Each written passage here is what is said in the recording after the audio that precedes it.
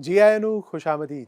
ਕਿਸਾਨ ਵੀਰੋ, ਪਸ਼ੂ ਪਾਲਣ ਨਾਲ ਜੁੜੇ ਤੁਹਾਡੇ ਸਵਾਲਾਂ ਦੇ ਹੱਲ ਲੱਭਣ ਦੀ ਫਿਰਾਕ ਵਿੱਚ ਲੱਗਿਆ ਪੀਟੀਸੀ ਨਿਊਜ਼ ਦਾ ਇਹ ਖਾਸ ਉਪਰਾਲਾ ਅਸੀਸ ਡੇਅਰੀ ਫਾਰਮ ਹੈਲਪਲਾਈਨ ਸੀਜ਼ਨ 3 ਲੈ ਹਾਜ਼ਰ ਹਾਂ ਮੈਂ।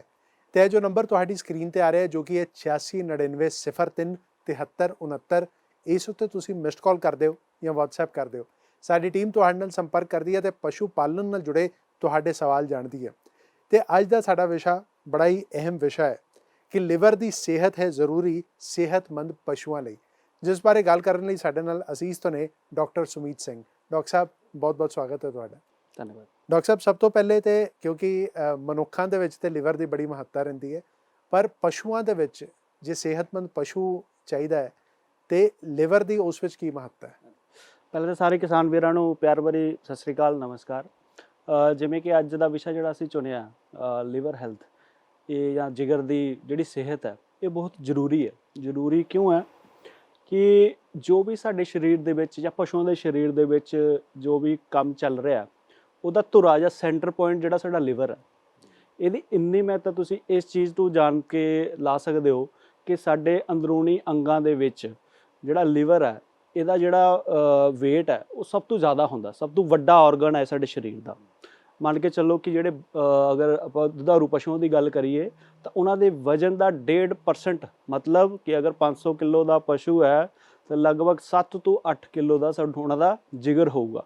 ਤੇ ਇਸ ਤੋਂ ਆਪਾਂ ਜਿਹੜਾ ਅੰਦਾਜ਼ਾ ਲਾ ਸਕਦੇ ਕਿ ਕਿੰਨਾ ਪ੍ਰਮੁੱਖ ਅੰਗ ਹੈ ਸਾਡੇ ਜਾਂ ਪਸ਼ੂਆਂ ਦੇ ਸਰੀਰ ਲਈ। ਕਈ ਵਾਰ ਸਾਡੇ ਕਿਸਾਨ ਭਰਾ ਸਾਨੂੰ ਫੋਨ ਕਰਦੇ ਕਿ ਸਾਡਾ ਪਸ਼ੂ ਜਿਹੜਾ ਦੇਖਣ 'ਚ ਬਿਲਕੁਲ ਸਿਹਤਮੰਦ ਲੱਗ ਰਿਹਾ ਬਾਹਰੋਂ, ਪਰ ਜੀ ਪੱਠੇ ਨਹੀਂ ਖਾ ਰਿਹਾ ਜਾਂ ਦੁੱਧ ਆਪਣੇ ਪੋਟੈਂਸ਼ੀਅਲ ਦੇ ਹਿਸਾਬ ਨਾਲ ਨਹੀਂ ਦੇ ਰਿਹਾ, ਤਾਂ ਕਿਤੇ ਨਾ ਕਿਤੇ ਉਹ ਜੁੜਿਆ ਹੁੰਦਾ ਪਸ਼ੂ ਦੇ ਮੈਟਾਬੋਲਿਜ਼ਮ ਨਾਲ, ਕਿ ਉਹਦੇ ਅੰਦਰ ਦੀ ਜਿਹੜੀ ਪ੍ਰਣਾਲੀ ਹੈ ਉਹ ਚੰਗੀ ਤਰ੍ਹਾਂ ਚੱਲ ਰਹੀ ਹੈ ਕਿ ਨਹੀਂ ਚੱਲ ਰਹੀ। ਤਾਂ ਉਹਦੇ ਲਈ ਲਿਵਰ ਦੀ ਸਿਹਤ ਜਿਹੜੀ ਹੈ ਉਹ ਬਹੁਤ ਜ਼ਰੂਰੀ ਹੈ।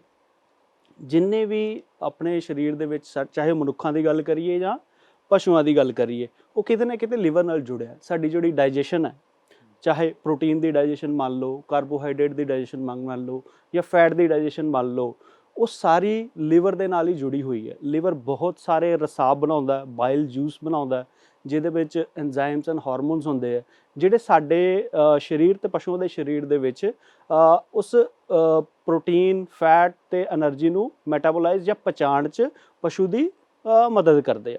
ਇਸੇ ਤਰ੍ਹਾਂ ਹੋਰ ਬਹੁਤ ਸਾਰੇ ਕੰਮ ਹੈ ਜਿਹੜੇ ਲਿਵਰ ਕਰਦਾ। ਉਹਦੇ ਵਿੱਚ ਜਿਹੜਾ ਸਭ ਤੋਂ ਪ੍ਰਮੁੱਖ ਇੱਕ ਚੀਜ਼ ਆਉਂਦੀ ਹੈ, ਉਹ ਆਉਂਦੀ ਡੀਟੌਕਸੀਫਿਕੇਸ਼ਨ। ਡੀਟੌਕਸੀਫਿਕੇਸ਼ਨ ਮਤਲਬ ਕਿ ਪਸ਼ੂ ਦੇ ਸਰੀਰ ਦੇ ਵਿੱਚ ਕਿਸੇ ਵੀ ਰਾਹੀ ਜ਼ਰੀਏ ਕੋਈ ਟੌਕਸਿਨ ਜਾ ਰਿਹਾ, ਉਹਨੂੰ ਨਿਊਟਰਲਾਈਜ਼ ਕਰਕੇ ਬਾਹਰ ਕੱਢਣ ਦਾ ਕੰਮ ਲਿਵਰ ਕਰਦਾ। ਪਸ਼ੂ ਬਿਮਾਰ ਹੁੰਦੇ, ਅਸੀਂ ਐਂਟੀਬਾਇਓਟਿਕ ਬਹੁਤ ਸਾਰੀ ਦਵਾਈਆਂ ਦਾ ਯੂਜ਼ ਕਰਦੇ ਹਾਂ, ਉਨ ਦਵਾਈਆਂ ਨੂੰ ਵੀ ਸਰੀਰ 'ਚੋਂ ਬਾਹਰ ਕੱਢਣ ਦਾ ਕੰਮ ਲਿਵਰ ਕਰਦਾ। ਪਸ਼ੂ ਦੇ ਸਰੀਰ ਦੇ ਵਿੱਚ એનર્ਜੀ ਦੀ ਘਾਟ ਹੋ ਰਹੀ ਹੈ ਤੇ ਪਸ਼ੂ ਦੇ ਸਰੀਰ ਤੋਂ ਫੈਟ ਲੈ ਕੇ ਉਹਦੀ એનર્ਜੀ 'ਚ ਜਿਹੜਾ ਬਣਾਉਂਦਾ ਉਹ ਲਿਵਰ ਕਰਦਾ। ਠੀਕ ਹੈ। ਇਸੇ ਤਰ੍ਹਾਂ ਸਰੀਰ ਦੇ ਵਿੱਚ ਵਿਟਾਮਿਨ ਡੀ, ਜਿਹੜਾ ਕਿ ਇੱਕ ਪ੍ਰਮੁੱਖ ਵਿਟਾਮਿਨ ਹੈ ਪਸ਼ੂ ਦੀ ਸਿਹਤ ਲਈ, ਉਹਨੂੰ ਬਣਾਉਣ 'ਚ ਲਿਵਰ ਦੀ ਮਦਦ ਲੱਗਦੀ ਹੈ। ਹੋਰ ਕਈ ਕੰਮ ਜਿਵੇਂ ਕੋਲੈਸਟਰੋਲ, ਹਾਰਮੋਨਸ, ਜਿਹੜੇ ਕਿ ਪਸ਼ੂ ਦੀ ਪ੍ਰਜਨਨ ਸ਼ਮਤਾ ਨੂੰ ਬਣਾਉਣ ਲਈ ਜ਼ਰੂਰਤ ਪੈਂਦੀ ਹੈ, ਉਹ ਲਿਵਰ ਹੀ ਕੰਮ ਕਰਦਾ। ਤੇ ਇਸ ਕਰਕੇ ਇਹ ਸਾਰੀਆਂ ਜਿਹੜੀਆਂ ਆਪਣੇ ਸਰੀਰ ਦੀਆਂ ਕਿਰਿਆਵਾਂ ਹੈ ਉਹ ਕਿਤੇ ਨਾ ਕਿਤੇ ਜਾ ਕੇ ਲਿਵਰ ਨਾਲ ਜੁੜੀਆਂ ਹੋਈਆਂ।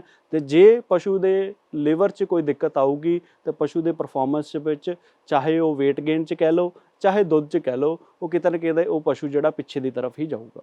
ਮਤਲਬ ਡਾਕਟਰ ਸਾਹਿਬ, ਜੇ ਮੋਟੇ ਤੌਰ ਤੇ ਵੇਖਿਆ ਜਾਏ ਤੇ ਕੁਦਰਤ ਨੇ ਕੋਈ ਫਰਕ ਜਿਹੜਾ ਉਹ ਨਹੀਂ ਪਾਇਆ। ਜਿੰਨਾ ਜ਼ਰੂਰੀ ਲਿਵਰ ਮਨੁੱਖਾਂ ਦੇ ਵਿੱਚ ਹੈ, ਉਹਨਾਂ ਪਸ਼ੂਆਂ ਦੇ ਵਿੱਚ ਵੀ ਉਸੇ ਤਰ੍ਹਾਂ ਉਹ ਕੰਮ ਕਰਦਾ, ਉਹਨਾਂ ਲਈ ਵੀ ਬੜੀ ਅਹਿਮੀਅਤ ਰੱਖਦਾ ਹੈ। ਬਿਲਕੁਲ। ਪਰ ਖਾਸ ਤੌਰ ਤੇ ਜੇ ਕਿਸਾਨ ਵੀਰਾਂ ਦੀ, ਪਸ਼ੂ ਪਾਲਕਾਂ ਦੀ ਗੱਲ ਕੀਤੀ ਜਾਏ ਤੇ ਲਿਵਰ ਦੀ ਤੰਦਰੁਸਤੀ ਲਈ ਪਸ਼ੂਆਂ ਦੇ ਵਿੱਚ ਉਹ ਕਿਹੜੀਆਂ ਗੱਲਾਂ ਦਾ ਧਿਆਨ ਰੱਖਣ? ਦੇਖੋ, ਆਪਾਂ ਉਹਦੀ ਮਹੱਤਤਾ ਦੱਸਦੀ ਤੇ ਉਹਦੇ ਕਿਵੇਂ ਆਪਾਂ ਉਹਨੂੰ ਪ੍ਰੋਪਰਲੀ ਮੇਨਟੇਨ ਕਰੀਏ। ਇਹ ਪਸ਼ੂ ਤੋਂ ਜ਼ੀਰੋ ਤੋਂ ਸ਼ੁਰੂ ਹੋ ਜਾਂਦਾ, ਆਪਣੀ ਮੈਨੇਜਮੈਂਟ ਤੋਂ ਲੈ ਕੇ, ਠੀਕ ਹੈ, ਉਹਦੇ ਰਾਸ਼ਨ ਤੱਕ, ਉਹਦੀ ਡਾਈਟ ਕਿਵੇਂ ਤੁਸੀਂ ਦੇ ਰਹੇ ਹੋ, ਇਹਦੇ ਇਲਾਵਾ ਕਿਸੇ ਸੋਰਸ ਤੋਂ ਕੋਈ ਟੌਕਸਿਨ ਤਾਂ ਨਹੀਂ ਆ ਰਿਹਾ, ਉਹ ਵੀ ਦੇਖਣਾ ਜ਼ਰੂਰੀ ਹੈ। ਸਿੱਧੀ ਗੱਲ ਹੈ ਕਿ ਅਗਰ ਸਾਡਾ ਪਸ਼ੂ ਜਿਹੜਾ ਹੈ ਉਹ ਸਟ੍ਰੈਸ ਫਰੀ ਹੈ, ਮਤਲਬ ਉਹਨੂੰ ਕਿਸੇ ਤਰ੍ਹਾਂ ਦਾ ਕੋਈ ਤਣਾਅ ਨਹੀਂ ਆ ਰਿਹਾ, ਤਾਂ ਮਤਲਬ ਪਸ਼ੂ ਆਪਣੀ ਸਾਰੀ ਜਿਹੜੀ ਕਿਰਿਆ ਹੈ ਉਹ ਪ੍ਰੋਪਰ ਤਰੀਕੇ ਨਾਲ ਕਰ ਸਕਦਾ। ਅਗਰ ਕਿਸੇ ਵੀ ਸੋਰਸ ਜ਼ਰੀਏ ਉਹਨੂੰ ਸਟ੍ਰੈਸ ਆ ਰਿਹਾ ਤਾਂ ਪਸ਼ੂ ਦਾ ਉਹ ਸਾਰਾ ਸਟ੍ਰੈਸ ਦਾ ਜਿਹੜਾ ਕਹਿੰਦੇ ਦੁਸ਼ਪ੍ਰਭਾਵ ਆ ਉਹਦੇ ਲਿਵਰ 'ਤੇ ਪਊਗਾ, ਤੇ ਕਿਤੇ ਨਾ ਕਿਤੇ ਲਿਵਰ ਦੀ ਹੈਲਥ ਜਿਹੜੀ ਉਹ ਕੰਪਰੋਮਾਈਜ਼ ਹੋਊਗੀ। ਮੈਂ ਸਭ ਤੋਂ ਪਹਿਲਾਂ ਸ਼ੁਰੂ ਕਰੂੰਗਾ ਪਸ਼ੂਆਂ ਦੀ ਡਾਈਟ 'ਤੇ। ਕਿ ਜਦੋਂ ਵੀ ਤੁਸੀਂ ਪਸ਼ੂ ਦੀ ਡਾਈਟ ਜਿਹੜੀ ਹੈ ਉਹ ਪਲਾਨ ਕਰ ਰਹੇ ਹੋ, ਉਹ ਉਹਦੇ ਜ਼ਰੂਰਤ ਦੇ ਹਿਸਾਬ ਨਾਲ ਹੋਣੀ ਚਾਹੀਦੀ ਹੈ। ਨਾ ਹੀ ਜ਼ਿਆਦਾ ਦਿਓ, ਨਾ ਹੀ ਘੱਟ ਦਿਓ। ਜਿਹਦੇ ਵਿੱਚ ਡਰਾਈ ਮੈਟਰ ਇਨਟੇਕ, ਉਹਦੀ ਪ੍ਰੋਟੀਨ ਦੀ ਰਿਕੁਆਇਰਮੈਂਟ, ਉਹਦੀ ਫੈਟ ਦੀ ਰਿਕੁਆਇਰਮੈਂਟ, ਉਹਦੀ એનર્ਜੀ ਦੀ ਰਿਕੁਆਇਰਮੈਂਟ। ਉਹਦੇ ਵਿੱਚ ਜਿਹੜਾ ਮੇਜਰ ਗੈਪ ਮੋਸਟਲੀ ਆਉਂਦਾ, ਉਹ ਆਉਂਦਾ ਨੈਗੇਟਿਵ એનર્ਜੀ ਦਾ। ਕਿ ਜਦੋਂ ਵੀ ਐਨੀਮਲ ਨੈਗੇਟਿਵ એનર્ਜੀ ਦੇ ਵਿੱਚ ਜਾਊਗਾ, ਪਸ਼ੂ ਦੇ ਲਿਵਰ ਨੂੰ ਉਹਦੀ ਮਤਲਬ ਜ਼ਿਆਦਾ ਕੰਮ ਕਰਨਾ ਪਊਗਾ, ਜਿਹਦੇ ਵਿੱਚ ਜਦੋਂ ਉਹਦੇ ਕਾਰਨ ਹੀ ਜਿਹੜਾ ਹੈ ਲਿਵਰ 'ਤੇ ਸਟ੍ਰੈਸ ਆਊਗਾ ਅਤੇ ਫੈਟੀ ਲਿਵਰ ਜਾਂ ਉਹ ਹੋਰ ਕੋਈ ਦਿੱਕਤ ਹੋਣ ਦੇ ਜਿਹੜੇ ਚਾਂਸਸ ਆ ਉਹ ਵਧਣਗੇ। ਇਸ ਕਰਕੇ ਸਭ ਤੋਂ ਪਹਿਲੀ ਜਿਹੜੀ ਇੰਪੋਰਟੈਂਟ ਚੀਜ਼ ਹੈ ਉਹ ਜਿਹੜਾ ਉਸ ਦੁਧਾਰੂ ਪਸ਼ੂ ਦਾ ਨਿਊਟ੍ਰੀਸ਼ਨ ਹੀ ਹੈ। ਉਹਦੇ ਨਿਊਟ੍ਰੀਸ਼ਨ ਵੱਲ ਜਿਹੜੀ ਇਹ ਖਾਸ ਧਿਆਨ ਜਿਹੜਾ ਸਾਨੂੰ ਰੱਖਣਾ ਪੈਣਾ। ਓਵਰਆਲ ਨਿਊਟ੍ਰੀਸ਼ਨ ਤੇ ਨਾਲ ਮਿਨਰਲ ਦਾ ਨਿਊਟ੍ਰੀਸ਼ਨ ਵੀ ਕਿਹੜੇ ਕਿਹੜੇ ਤੱਤਾਂ ਦੀ ਜ਼ਰੂਰਤ ਹੈ ਉਹ ਵੀ ਪੂਰੀ ਧਿਆਨ ਜਿਹੜਾ ਆਪਣੇ ਕਿਸਾਨ ਭਰਾ ਨੂੰ ਰੱਖਣਾ ਪੈਣਾ। ਦੂਸਰੀ ਚੀਜ਼, ਕਿਸੇ ਵੀ ਸੋਰਸ ਜਿਹੜੀ ਹੈ ਕੋਈ ਵੀ ਟੌਕਸਿਨ ਜਿਹੜਾ ਉਹ ਨਹੀਂ ਆਉਣਾ ਚਾਹੀਦਾ। ਅਗਰ ਟੌਕਸਿਨ ਦੀ ਗੱਲ ਕਰੀਏ, ਮਾਈਕਰੋਟੌਕਸਿਨਸ ਦੀ ਗੱਲ ਕਰੀਏ, ਇਹਦੇ ਵਿੱਚ ਸਭ ਤੋਂ ਪ੍ਰਮੁੱਖ ਸੋਰਸ ਆਪਣਾ ਫੀਡ ਹੀ ਹੈ ਜਾਂ ਦਾਣਾ ਜਿਹੜਾ ਅਸੀਂ ਆਪਣੇ ਪਸ਼ੂ ਨੂੰ ਦੇ ਰਹੇ ਹਾਂ। ਇਸ ਕਰਕੇ ਕਿਸੇ ਵੀ ਕੰਪਨੀ ਦਾ ਯੂਜ਼ ਕਰ ਰਹੇ ਹੋ, ਚਾਹੇ ਤੁਸੀਂ ਘਰ ਦਾ ਦਾਣਾ ਬਣਾ ਰਹੇ ਹੋ, ਉਹਦੀ ਉੱਲੀ ਜ਼ਹਿਰ ਦੀ ਟੈਸਟਿੰਗ ਜ਼ਰੂਰ ਕਰੋ ਤਾਂ ਕਿ ਤੁਹਾਡੇ ਫੀਡ ਰਾਹੀਂ ਤਾਂ ਨਹੀਂ ਉਹ ਟੌਕਸਿਨ ਕਿਤੇ ਜਾ ਰਿਹਾ। ਫੀਡ ਨੂੰ ਛੱਡ ਕੇ ਕੋਈ ਵੀ ਚਾਰਾ, ਜਿਵੇਂ ਤੁਸੀਂ ਦੇਖਿਆ ਹੋਣਾ ਕਿ ਅੱਜ ਦੇ ਜਿਹੜੇ ਪ੍ਰੋਗਰੈਸਿਵ ਫਾਰਮਰ ਆ ਉਹ ਸਾਈਲੇਜ ਦੀ ਵਰਤੋਂ ਕਰਦੇ ਆ। ਸਾਈਲੇਜ ਤੋਂ ਆਪਾਂ ਨੂੰ ਦੇਖਣਾ ਪਊਗਾ ਕੋਈ ਟੌਕਸਿਨ ਤਾਂ ਨਹੀਂ ਆ ਰਿਹਾ। ਤੂੜੇ ਦੀ ਗੱਲ ਕਰੀਏ, ਤੂੜੇ ਦੇ ਵਿੱਚ ਵੀ ਆ ਸਕਦਾ। ਪਿਛਲੇ ਸੀਜ਼ਨ 'ਚ ਤੁਸੀਂ ਦੇਖਿਆ ਹੋਊਗਾ ਕਿ ਤੂੜੇ ਦਾ ਜਿਹੜਾ ਆਪਣੀ ਤੂੜੀ ਹੁੰਦੀ ਹੈ ਕਣਕ ਦੀ, ਉਹਦੇ ਰੇਟ ਇੰਨੇ ਹਾਈ ਹੋ ਗਏ ਕਿ ਲੋਕਾਂ ਨੇ ਪਰਾਲੀ ਵੀ ਯੂਜ਼ ਕੀਤੀ ਹੈ। ਕਿਤੇ ਕਿਤੇ ਪਰਾਲੀ ਵੀ ਯੂਜ਼ ਹੋਈ, ਕਿਤੇ ਕਿਤੇ ਮਾੜੀ ਕੁਆਲਿਟੀ ਦੀ ਤੂੜੀ ਵੀ ਜਿਹੜੀ ਉਹ ਯੂਜ਼ ਕਰਨੀ ਪਈ ਫਾਰਮਰ ਨੂੰ, ਕਿਉਂਕਿ ਇਕਨੋਮਿਕਸ ਵੀ ਇੱਕ ਪਾਰਟ ਹੁੰਦਾ। ਪਰ ਉਹਦੇ ਜਿਹੜੇ ਦੁਸ਼ਪ੍ਰਭਾਵ ਹੈ ਉਹ ਬਹੁਤ ਜ਼ਿਆਦਾ ਹੈ, ਜਿਹੜੇ ਕਿ ਲੀਵਰ ਦੀ ਹੈਲਥ ਨੂੰ ਕੰਪਰੋਮਾਈਜ਼ ਜਿਹੜੇ ਉਹ ਕਰਦੇ ਆ। ਇਸੇ ਤਰ੍ਹਾਂ ਇੱਕ ਜਿਹੜੇ ਪੁਆਇੰਟ ਜਿਹੜਾ ਆਮ ਤੌਰ 'ਤੇ ਫਾਰਮਰ ਜਿਹੜਾ ਉਹ ਨਹੀਂ ਧਿਆਨ ਦਿੰਦਾ, ਉਹ ਹੈ ਟਰੀਟਮੈਂਟ ਪਾਰਟ। ਕਿ ਜਦੋਂ ਵੀ ਅਸੀਂ ਪਸ਼ੂ ਦਾ ਟਰੀਟਮੈਂਟ ਕਰਦੇ ਹਾਂ, ਕੋਈ ਵੀ ਡਰੱਗ, ਕੋਈ ਐਂਟੀਬਾਇਓਟਿਕ ਆਪਾਂ ਯੂਜ਼ ਕਰ ਰਹੇ ਹਾਂ, ਉਹਨੂੰ ਜਿਹੜਾ ਮੈਟਾਬੋਲਾਈਜ਼ ਕਰਕੇ ਬਾਹਰ ਕੱਢਣਾ ਉਹ ਲੀਵਰ ਦਾ ਕੰਮ ਹੀ ਹੈ। ਕਈ ਵਾਰ ਅਸੀਂ ਅੰਧਾਧੁੰਦ ਸਟਰੋਂਗ ਐਂਟੀਬਾਇਓਟਿਕ ਦਾ ਯੂਜ਼ ਕਰ ਲੈਂਦੇ ਹਾਂ, ਹਾਲਾਂਕਿ ਉਸ ਐਂਟੀਬਾਇਓਟਿਕ ਦੀ ਜ਼ਰੂਰਤ ਨਹੀਂ ਹੁੰਦੀ, ਅਤੇ ਉਸ ਦੌਰਾਨ ਵੀ ਉਹ ਸਾਰਾ ਸਟ੍ਰੈਸ ਜਿਹੜਾ ਉਹ ਲੀਵਰ 'ਤੇ ਹੀ ਪੈਂਦਾ। ਇਸ ਕਰਕੇ ਜਦੋਂ ਟਰੀਟਮੈਂਟ ਵੀ ਤੁਸੀਂ ਪਸ਼ੂ ਨੂੰ ਦੇ ਰਹੇ ਹੋ, ਕਿਉਂਕਿ ਕਦੇ ਵੀ ਕੋਈ ਪਰੇਸ਼ਾਨੀ ਹੋ ਸਕਦੀ ਹੈ, ਸਾਨੂੰ ਟਰੀਟਮੈਂਟ ਦੇਣਾ ਪੈ ਸਕਦਾ, ਤਾਂ ਕਿਸੇ ਅੱਛੇ ਵੈਟਨੇਰੀਅਨ ਦੀ ਸਲਾਹ ਦੇ ਨਾਲ ਹੀ ਤੁਸੀਂ ਉਹਦਾ ਟਰੀਟਮੈਂਟ ਜਿਹੜਾ ਡਿਸਾਈਡ ਕਰੋ, ਤਾਂ ਕਿ ਉਹ ਜਿਹੜਾ ਟਰੀਟਮੈਂਟ ਦਾ ਸਮਾਂ ਉਹਨੂੰ ਆਪਾਂ ਘੱਟ ਕਰ ਸਕੀਏ ਤੇ ਐਨੀਮਲ ਦੀ ਜਿਹੜੀ ਹੈਲਥ ਹੈ ਉਹਨੂੰ ਮੇਨਟੇਨ ਕਰ ਸਕੀਏ। ਬਿਲਕੁਲ, ਜਿਵੇਂ ਡਾਕਟਰ ਸਾਹਿਬ ਨੇ ਵਿਸਤਾਰਪੂਰਵਕ ਤੁਹਾਨੂੰ ਕਿਸਾਨ ਵੀਰੋ ਦੱਸਿਆ ਕਿ ਸਸਤੀ ਜਿਹੜੀ ਫੀਡ ਹੈ ਉਹ ਦੇ ਕੇ ਜਾਂ ਫਿਰ ਐਂਟੀਬਾਇਓਟਿਕ ਬਹੁਤ ਜ਼ਿਆਦਾ ਦੇ ਕੇ ਜਿਹੜਾ ਦੁਸ਼ਪ੍ਰਭਾਵ ਹੈ, ਜਦੋਂ ਪਸ਼ੂ ਸਟ੍ਰੈਸ 'ਚ ਆਏਗਾ ਦੁਸ਼ਪ੍ਰਭਾਵ ਲਿਵਰ 'ਤੇ ਪਏਗਾ ਅਤੇ ਅਲਟੀਮੇਟਲੀ ਜੇ ਜਾ ਕੇ ਵੇਖੀਏ ਤਾਂ ਤੁਹਾਡਾ ਜਿਹੜਾ ਆਰਥਿਕ ਨੁਕਸਾਨ ਹੈ ਉਹ ਬਹੁਤ ਜ਼ਿਆਦਾ ਹੋ ਸਕਦਾ ਹੈ। ਅਤੇ ਇਹਨਾਂ ਗੱਲਾਂ ਦਾ ਜ਼ਰੂਰ ਤੁਸੀਂ ਧਿਆਨ ਰੱਖਣਾ ਹੈ। ਅਤੇ ਡਾਕਟਰ ਸਾਹਿਬ, ਜੋ ਕਿਸਾਨ ਵੀਰਾਂ ਦੇ ਸਵਾਲ ਨੇ ਅੱਜ ਦੇ ਵਿਸ਼ੇ ਮੁਤਲਕ, ਉਹ ਵੀ ਤੁਹਾਡਾ ਤੱਕ ਪਹੁੰਚਾਵਾਂਗੇ ਬਸ ਇੱਕ ਛੋਟੇ ਜਿਹੇ ਬ੍ਰੇਕ ਤੋਂ ਬਾਅਦ। ਤੁਸੀਂ ਵੇਖਦੇ ਰਹੋ Asees dairy farm helpline season 3।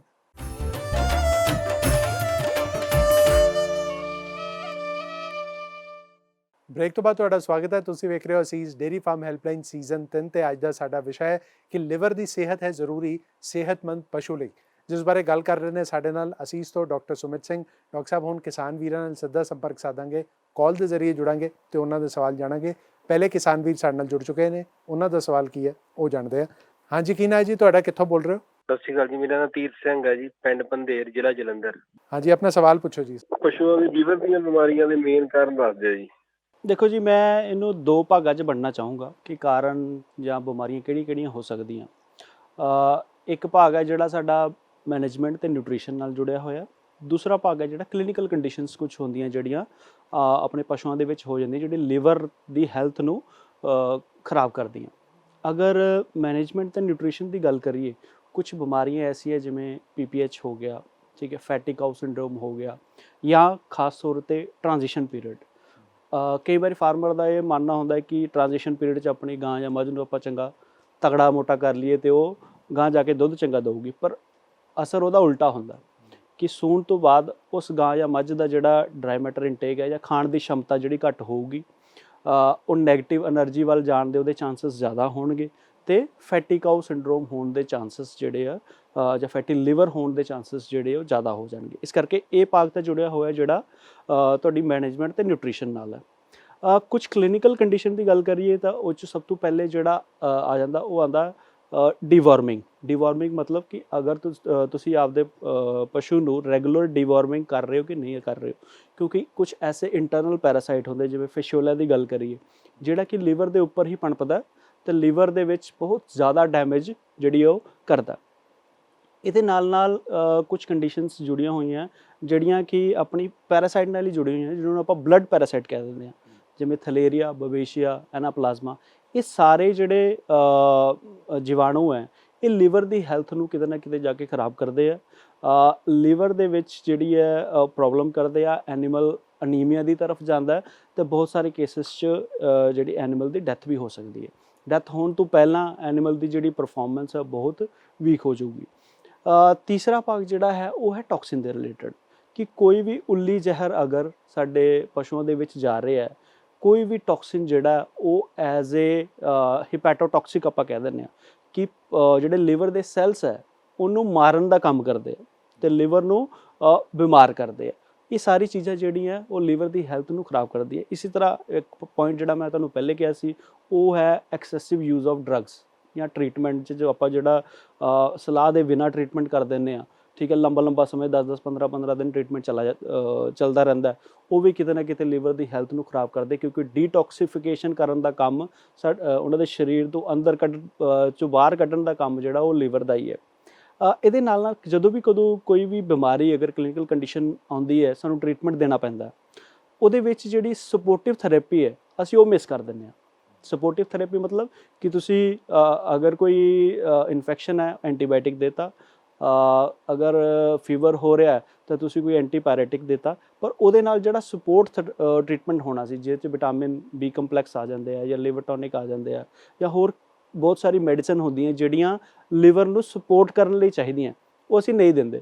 ਤੇ ਇਹ ਸਾਰੀ ਚੀਜ਼ਾਂ ਦਾ ਅਗਰ ਅਸੀਂ ਧਿਆਨ ਰੱਖਾਂਗੇ, ਇਹੀ ਮੁੱਖ ਕਾਰਨ ਹੈ ਜਿਹੜੀ ਲਿਵਰ ਦੀ ਜਾਂ ਜਿਗਰ ਦੀ ਜਿਹੜੀ ਹੈਲਥ ਹੈ ਉਹਨੂੰ ਖਰਾਬ ਕਰਦਾ। ਬਿਲਕੁਲ, ਡਾਕਟਰ ਸਾਹਿਬ ਨੇ ਬਹੁਤ ਹੀ ਵਿਸਥਾਰਪੂਰਵਕ ਜਾਣਕਾਰੀ ਤੁਹਾਨੂੰ ਦਿੱਤੀ, ਪਰ ਇੱਥੇ ਵੇਖਣ ਵਾਲੀ ਗੱਲ ਜਿਹੜੀ ਇਹ ਹੈ ਕਿ ਜੋ ਅਸੀਂ ਆਪ ਡਾਕਟਰ ਬਣ ਜਾਣੇ ਤੇ ਆਪਣਾ ਇਲਾਜ ਵੀ ਕਰ ਲੈਂਦੇ, ਪਸ਼ੂਆਂ ਦਾ ਵੀ ਕਰਨ ਦੀ ਕੋਸ਼ਿਸ਼ ਕਰਦੇ ਹਾਂ, ਉਹ ਸਾਨੂੰ ਬਿਲਕੁਲ ਨਹੀਂ ਕਰਨਾ ਚਾਹੀਦਾ। ਇਸ ਦੇ ਨਾਲ ਹੀ ਡਾਕਟਰ ਸਾਹਿਬ ਹੁਣ ਅਗਲੇ ਕਿਸਾਨ ਵੀਰ ਵੀ ਸਾਡੇ ਨਾਲ ਜੁੜ ਚੁੱਕੇ ਨੇ, ਉਹਨਾਂ ਦਾ ਸਵਾਲ ਕੀ ਹੈ ਉਹ ਵੀ ਜਾਣਦੇ ਹਾਂ। ਹਾਂਜੀ, ਕੀ ਨਾਂ ਹੈ ਜੀ ਤੁਹਾਡਾ, ਕਿੱਥੋਂ ਬੋਲ ਰਹੇ ਹੋ? ਸੁਖਦੇਵ ਸਿੰਘ ਜੀ, ਪਿੰਡ ਰਾਜਿਆਣਾ ਜੀ। ਹਾਂਜੀ ਸੁਖਦੇਵ ਜੀ, ਆਪਣਾ ਸਵਾਲ ਪੁੱਛੋ। ਫੈਟੀ ਲੀਵਰ ਕੀ ਹੁੰਦਾ ਜੀ? ਬਹੁਤ ਹੀ ਛੋਟਾ ਪਰ ਬਹੁਤ ਵਧੀਆ ਸਵਾਲ ਹੈ ਕਿ ਫੈਟੀ ਲੀਵਰ ਬਾਰੇ ਪਹਿਲੇ ਮੈਂ ਤੁਹਾਨੂੰ ਦੱਸਣਾ ਚਾਹੂੰਗਾ।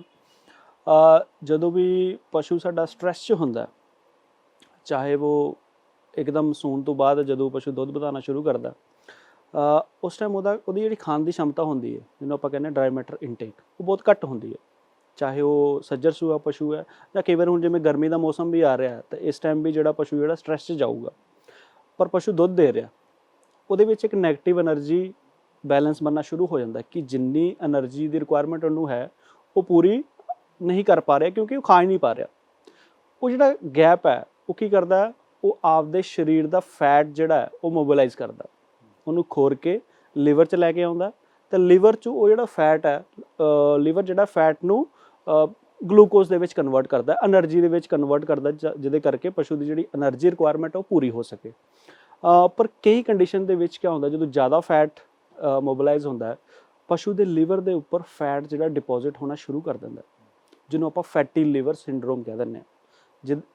ਜਿਹਦੇ ਦੁਸ਼ਪਰਿਣਾਮ ਕੀ ਹੁੰਦੇ ਆ ਕਿ ਹੌਲੀ ਪਸ਼ੂ ਜਿਹੜਾ ਬਿਮਾਰ ਹੋਣਾ ਸ਼ੁਰੂ ਹੋ ਜਾਂਦਾ, ਉਹ ਜਿਹੜੀ ਨਾਰਮਲ ਉਹ ਕਿਰਿਆ ਕਰ ਰਿਹਾ ਸੀਗਾ ਉਹ ਪੂਰੀਆਂ ਨਹੀਂ ਕਰ ਪਾਉਂਦਾ। ਹੁਣ ਇਹ ਸਮਾਂ ਆ ਗਿਆ ਕਿ ਆਪਾਂ ਨੂੰ ਰੈਗੂਲਰ ਆਪਣੇ ਜਿਹੜੇ ਚੰਗੇ ਪਸ਼ੂ ਆ ਉਹਦੀ ਟੈਸਟਿੰਗ ਜਿਹੜੀ ਕਰਾਉਣੀ ਬਹੁਤ ਜ਼ਰੂਰੀ ਹੈ, ਕਿਉਂਕਿ ਇੱਕ ਸਮਾਂ ਸੀਗਾ ਜਦੋਂ ਪਸ਼ੂਆਂ ਦੀ ਟੈਸਟਿੰਗ ਇੰਨੀ ਜ਼ਿਆਦਾ ਅਵੇਲੇਬਲ ਨਹੀਂ ਸੀ, ਪਰ ਹੁਣ ਬਹੁਤ ਸਾਰੀ ਲੈਬਸ ਤੇ ਆਪਣੇ ਗਵਰਨਮੈਂਟ ਅਦਾਰੇ ਹੈ ਜਿੱਥੋਂ ਆਪਾਂ ਬੜੀ ਆਸਾਨੀ ਨਾਲ ਬਲੱਡ ਟੈਸਟ ਜਿਹੜੇ ਆ ਉਹ ਕਰਵਾ ਸਕਦੇ ਹਾਂ। ਟੈਸਟ ਕਰਵਾਉਣੇ ਕਿਆ ਹੈ, ਖਾਸ ਕਰ ਅਗਰ ਲੀਵਰ ਦੀ ਗੱਲ ਕਰੀਏ ਤਾਂ ਲਿਵਰ ਫੰਕਸ਼ਨ ਟੈਸਟ ਉਹ ਕਰਾਂਚੇ ਦੇ ਵਿੱਚ SGOT, SGPT, ਇਹ ਸਾਰੇ ਟੈਸਟ ਜਿਹੜੇ ਆ ਬਹੁਤ ਹੀ ਘੱਟ ਕੀਮਤਾਂ ਦੇ ਵਿੱਚ ਜਿਹੜੇ ਆ ਉਹ ਹੋ ਜਾਂਦੇ ਆ, ਜਿਹੜਾ ਕਿ ਸਾਨੂੰ ਇੱਕ ਇੰਡੀਕੇਟ ਕਰੂਗਾ ਕਿ ਸਾਡੇ ਪਸ਼ੂ ਦੀ ਸਿਹਤ, ਬਾਹਰੋਂ ਤਾਂ ਪਸ਼ੂ ਸਹੀ ਲੱਗ ਰਿਹਾ ਹੁੰਦਾ ਪਰ ਅਗਰ ਅੰਦਰੋਂ ਪਸ਼ੂ ਬਿਮਾਰ ਹੋ ਰਿਹਾ ਤਾਂ ਉਹਦੀ ਜਾਂਚ ਹੋਣੀ ਬਹੁਤ ਜ਼ਰੂਰੀ ਹੈ। ਰੈਗੂਲਰ ਹਰ 2-3 ਮਹੀਨਿਆਂ ਵਿੱਚ ਜਿਹੜੇ ਆਪਣੇ ਪੂਰੇ ਹਾਰਟ ਦੇ ਵਿੱਚ ਤੁਸੀਂ 5-6 ਐਨੀਮਲ ਦਾ ਬਲੱਡ ਟੈਸਟ ਕਰਵਾਓ, ਉਹਦੇ ਵਿੱਚ ਲਿਵਰ ਫੰਕਸ਼ਨ ਟੈਸਟ ਕਰਾਓ। ਅਗਰ ਕੋਈ ਦਿੱਕਤ ਹੋਊਗੀ ਤਾਂ ਆਪਾਂ ਬਿਮਾਰ ਹੋਣ ਤੋਂ ਪਹਿਲਾਂ ਹੀ ਪਸ਼ੂ ਦਾ ਜਿਹੜਾ ਟ੍ਰੀਟਮੈਂਟ ਕਰਕੇ ਉਹਦੀ ਰਿਕਵਰੀ ਜਲਦੀ ਕਰਵਾ ਸਕਦੇ ਹਾਂ। ਅਗਰ ਇੱਕ ਵਾਰੀ ਪਸ਼ੂ ਬਿਮਾਰ ਹੋ ਗਿਆ ਤਾਂ ਹੋ ਸਕਦਾ ਮਹੀਨਾ 1.5 ਮਹੀਨਾ ਵੀ ਲੱਗ ਜਾਏ, ਜਾਂ ਕਈ ਵਾਰ ਇਹ ਵੀ ਹੁੰਦਾ ਕਿ ਪੂਰਾ ਸੂਆ ਹੀ ਉਸ ਪਸ਼ੂ ਦਾ ਖਰਾਬ ਹੋ ਜਾਂਦਾ। ਤੇ ਇਸ ਕਰਕੇ ਟੈਸਟ ਜਿਹੜੇ ਤੁਸੀਂ ਰੈਗੂਲਰ ਜ਼ਰੂਰ ਕਰਵਾਓ। ਬਿਲਕੁਲ ਸਮੇਂ ਸਿਰ ਜਾਂਚ ਜਿਹੜੀ ਹੈ ਪਸ਼ੂ ਦੀ ਕਰਾਣੀ ਬਹੁਤ ਜ਼ਿਆਦਾ ਜ਼ਰੂਰੀ ਹੈ, ਕਿਉਂਕਿ ਬਿਮਾਰੀ ਦਾ ਜੇ ਹੋਵੇਗੀ ਤਾਂ ਪਤਾ ਲੱਗ ਜਾਏਗਾ, ਜੇ ਨਹੀਂ ਹੋਵੇਗੀ ਤੇ ਪਹਿਲੇ ਹੀ ਜੇ ਪਸ਼ੂ ਦੇ ਵਿੱਚ ਕੋਈ ਇਹੋ ਜਿਹੇ ਜਿਹਨੂੰ ਕਹਿੰਦੇ ਸਿੰਪਟਮਸ ਨਜ਼ਰ ਆ ਰਹੇ ਨੇ ਉਸ ਦਾ ਇਲਾਜ ਵੀ ਸਮੇਂ ਸਿਰ ਕਰਾਇਆ ਜਾ ਸਕੇਗਾ। ਤੇ ਇਸ ਦੇ ਨਾਲ ਹੀ ਡਾਕਟਰ ਸਾਹਿਬ ਹੁਣ ਅਗਲੇ ਕਿਸਾਨ ਵੀਰ ਵੀ ਸਾਡੇ ਨਾਲ ਜੁੜ ਚੁੱਕੇ ਨੇ, ਉਹਨਾਂ ਦੇ ਸਵਾਲ ਵੀ ਜਾਣਦੇ ਆ। ਹਾਂਜੀ, ਕੀ ਨਾਂ ਹੈ ਜੀ ਤੁਹਾਡਾ, ਕਿੱਥੋਂ ਬੋਲ ਰਹੇ ਹੋ? ਮੋਨਾ ਡੈਰੀ ਫਾਰਮ ਗਹੂਨ ਤੋਂ ਬੋਲ ਰਹੇ ਜੀ। ਹਾਂਜੀ ਮੋਨੇ ਜੀ, ਆਪਣੇ ਸਵਾਲ ਪੁੱਛੋ। ਹਾਂਜੀ ਸਰ, ਇਹ ਜਿਹੜੇ ਮਾਰਕੀਟ ਦੇ ਵਿੱਚ ਹੋਰ ਕਈ ਕੰਪਨੀਆਂ ਦੇ ਲਿਵਰ ਟੌਨਿਕ ਆਉਂਦੇ ਆ, ਕਿਆ ਇਹ ਬਾਕੀ ਸਾਡੇ ਪਸ਼ੂ ਨੂੰ ਇਹਨਾਂ ਦੀ ਜ਼ਿਆਦਾ ਜ਼ਰੂਰਤ ਹੁੰਦੀ ਹੈ ਜੀ? ਬਹੁਤ ਸਾਰੀ ਕੰਪਨੀਆਂ ਦੇ ਅੱਜ ਕੱਲ੍ਹ ਲਿਵਰ ਟੌਨਿਕ ਜਿਹੜੇ ਆ ਮਾਰਕੀਟ ਦੇ ਵਿੱਚ ਆ ਰਹੇ ਆ, ਕਿਹੜਾ ਯੂਜ਼ ਕਰੀਏ ਨਹੀਂ ਕਰੀਏ, ਕਈ ਵਾਰੀ ਆਪਣੇ ਕਿਸਾਨ ਭਰਾ ਵੀ ਜਿਹੜੇ ਕਨਫਿਊਜ਼ ਹੁੰਦੇ ਆ। ਉਸ ਤੋਂ ਪਹਿਲਾਂ ਮੈਂ ਥੋੜ੍ਹੀ ਜਿਹੀ ਜਿਹੜੇ ਲਿਵਰ ਟੌਨਿਕ ਆਉਂਦੇ ਉਹਦੀ ਕਲਾਸੀਫਿਕੇਸ਼ਨ ਮਤਲਬ ਕਿਸ ਕਿਸ ਤਰ੍ਹਾਂ ਦੇ ਆਉਂਦੇ ਆ ਉਹ ਦੱਸਣਾ ਚਾਹੂੰਗਾ। ਦੋ ਤਰ੍ਹਾਂ ਦੇ ਆਉਂਦੇ ਆ। ਇੱਕ ਹੁੰਦੇ ਲਿਵਰ ਐਕਸਟ੍ਰੈਕਟਸ, ਜਿਹਦੇ ਵਿੱਚ ਬਹੁਤ ਸਾਰੇ ਮਿਨਰਲ ਵਿਟਾਮਿਨ ਸਾਰਾ ਕੁਝ ਪਾਇਆ ਹੁੰਦਾ।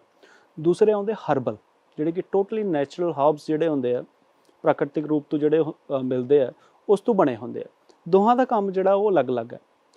ਜਿਹੜੇ ਲਿਵਰ ਐਕਸਟ੍ਰੈਕਟ ਆਉਂਦੇ ਆ ਉਹਨਾਂ ਦਾ ਜ਼ਿਆਦਾ ਕੰਮ ਆਉਂਦਾ ਰਿਕਵਰੀ 'ਚ, ਕਿ ਫੋਰ ਐਗਜ਼ਾਮਪਲ ਤੁਸੀਂ ਕੋਈ ਟਰੀਟਮੈਂਟ ਕਰ ਰਹੇ ਹੋ, ਉਹਦੇ ਨਾਲ ਇੱਕ ਸਪੋਰਟਿਵ ਥੈਰੇਪੀ ਜਿਹੜੀ ਹੈ ਉਹ ਲਿਵਰ ਐਕਸਟ੍ਰੈਕਟ ਵਾਲਾ ਜਿਹੜਾ ਕੰਪੋਜੀਸ਼ਨ ਹੋਊਗੀ ਉਹ ਕਰੂਗਾ।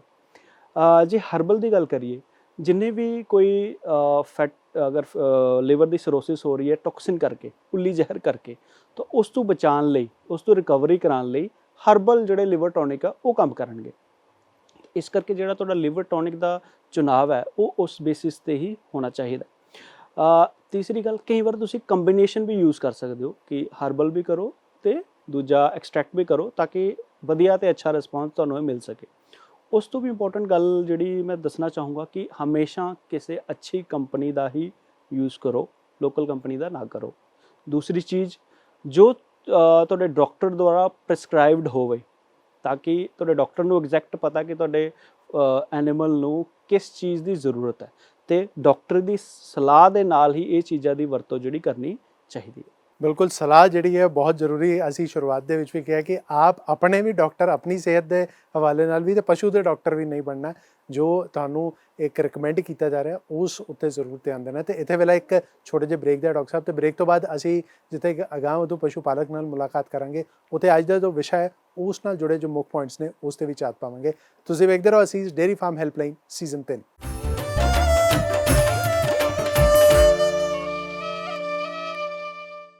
ਬ੍ਰੇਕ ਤੋਂ ਬਾਅਦ ਤੁਹਾਡਾ ਸਵਾਗਤ ਹੈ। ਤੁਸੀਂ ਵੇਖ ਰਹੇ ਹੋ ਅਸੀਸ ਡੇਅਰੀ ਫਾਰਮ ਹੈਲਪਲਾਈਨ ਸੀਜ਼ਨ 3 ਤੇ ਅਗਾਂਹਵਧੂ ਪਸ਼ੂ ਪਾਲਕ ਆਪਣੀ ਅਗਾਂਹਵਧੂ ਸੋਚ ਦੇ ਨਾਲ ਨਾ ਸਿਰਫ ਆਪ ਤਰੱਕੀ ਕਰਦਾ ਹੈ, ਬਲਕਿ ਬਾਕੀ ਕਿਸਾਨ ਵੀਰਾਂ ਨੂੰ, ਪਸ਼ੂ ਪਾਲਕਾਂ ਨੂੰ ਵੀ ਸੇਧ ਦਿੰਦਾ ਹੈ।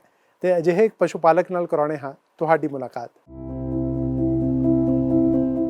ਮੈਂ ਕਾਫੀ ਪਿਛਲੇ ਲੰਬੇ ਸਮੇਂ ਤੋਂ ਡੇਅਰੀ ਫਾਰਮਿੰਗ ਕਰ ਰਿਹਾ ਜੀ। ਮੇਰੇ ਕੋਲ ਹੁਣ ਇਸ ਟਾਈਮ ਜੀ 60-70 ਐਨੀਮਲ ਹੈ ਜੀ, ਤੇ 1700-1800 ਲੀਟਰ ਦੁੱਧ ਮੈਂ ਭੇਜ ਰਿਹਾ ਜੀ ਡੇਅਰੀ ਤੇ। ਤੇ ਹੁਣ ਜਦੋਂ ਕਦੇ ਆਪਣੇ ਐਨੀਮਲ ਤੇ ਕਿਸੇ ਦੇ ਕੋਈ ਵੀ ਪ੍ਰੋਬਲਮ ਆਉਂਦੀ ਹੈ ਲਿਵਰ ਦੀ ਖਾਸ ਕਰਕੇ, ਤਾਂ ਮੈਂ ਇਹ ਕਹਿਣਾ ਚਾਹੁੰਦਾ ਵੀ ਬੈਲੈਂਸ TMR, ਵਧੀਆ ਖੁਰਾਕ, ਤੇ ਆਪਦੇ ਜਿਹੜਾ ਹੀਟ ਸਟਰੈਸ ਤੋਂ ਗਾਂ ਜਿਵੇਂ ਗਰਮੀਆਂ ਆ ਰਹੀਆਂ ਉਹਦੇ ਬਾਰੇ ਪਹਿਲਾਂ ਹੀ ਆਪਦਾ ਹੀਟ ਸਟਰੈਸ ਤੋਂ ਜਾਨਵਰ ਬਚਾਉਣੇ ਚਾਹੀਦੇ ਆ। ਕਿਸਾਨ ਵੀਰਾਂ ਨੂੰ ਇਹ ਸਲਾਹ ਦੇਣੀ ਚਾਹੁੰਦਾ ਜੀ, ਜਦੋਂ ਵੀ ਆਪਣੇ ਫਾਰਮ ਤੇ ਕਿਸੇ ਜਾਨਵਰ ਨੂੰ ਕੋਈ ਦਿੱਕਤ ਆਉਂਦੀ ਹੈ ਜੀ, ਤੇ ਆਪਦੇ ਆਪ ਨਹੀਂ ਇਲਾਜ ਸ਼ੁਰੂ ਕਰਨਾ ਚਾਹੀਦਾ ਜੀ। ਕਿਸੇ ਚੰਗੇ ਡਾਕਟਰ ਦੀ ਸਲਾਹ, ਮਾਹਰ ਦੀ ਸਲਾਹ ਦੇ ਅਨੁਸਾਰ ਹੀ ਉਹ ਤੋਂ ਆਪਦਾ ਇਲਾਜ ਕਰਾਉਣਾ ਚਾਹੀਦਾ। ਕਿ ਆਪਦੇ ਆਪ ਨੂੰ ਦਵਾਈਆਂ ਦੀ ਗਲਤ ਵਰਤੋਂ ਨਾਲ ਲਿਵਰ ਤੇ ਬਹੁਤ ਭੈੜਾ ਅਸਰ ਪੈਂਦਾ ਜੀ। ਇਹ ਚੀਜ਼ ਤੋਂ ਬਚਣਾ ਚਾਹੀਦਾ ਜੀ। ਤੁਹਾਡੀ ਅਗਾਂਹਵਧੂ ਸੋਚ ਨੂੰ ਤਾਂ ਸਾਡਾ ਸਲਾਮ ਹੈ। ਤੇ ਅੱਜ ਦਾ ਜੋ ਵਿਸ਼ਾ ਹੈ ਕਿ ਲਿਵਰ ਦੀ ਸਿਹਤ ਹੈ ਜ਼ਰੂਰੀ ਸਿਹਤਮੰਦ ਪਸ਼ੂ ਲਈ, ਉਸ ਨਾਲ ਜੁੜੇ ਜੋ ਮੁੱਖ ਪੁਆਇੰਟਸ ਨੇ ਉਸ ਉੱਤੇ ਮੁੜ ਤੋਂ ਇੱਕ ਵਾਰ ਝਾਤ ਪਾਉਂਦੇ ਹਾਂ।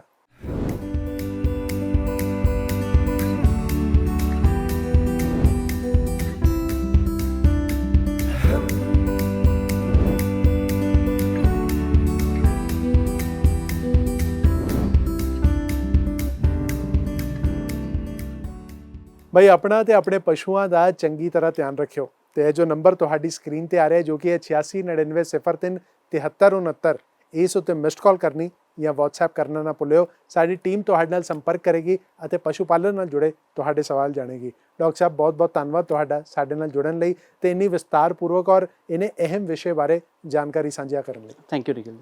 ਅਗਲੇ ਹਫਤੇ ਫਿਰ ਹੋਵੇਗੀ ਮੁਲਾਕਾਤ। ਤੇ ਆਪਣਾ ਤੇ ਆਪਣੇ ਪਸ਼ੂਆਂ ਦਾ ਚੰਗੀ ਤਰ੍ਹਾਂ ਧਿਆਨ ਰੱਖਿਓ। ਦਿਓ ਇਜਾਜ਼ਤ, ਰੱਬ ਰਾਖਾ।